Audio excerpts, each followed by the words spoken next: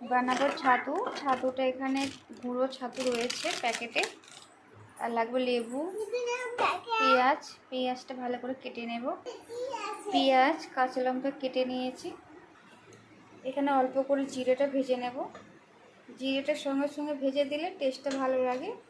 ভেজে গুঁড়িয়ে রাখলে ভালো লাগে, কিন্তু অতটা ভালো লাগে না। হ্যাঁ, ভালো লাগবে। দেব বিন নুন, ছাতু দিয়ে দেব যতটুকু লাগবে। আমি এখানে 3 চামচ নিয়েছি। দেব লেবু, দেব পেঁয়াজ। ভালো করে মিক্স হয়ে গেছে। এবার জিরেটা হাতে করে গুঁড়ো করে নেব। জিরেটা দিয়ে দেব, ভালো করে মিক্স করে নেব। আগে একটু মেয়ের জন্য তুলে নেব, তারপর লঙ্কা দেব। লঙ্কা দেব,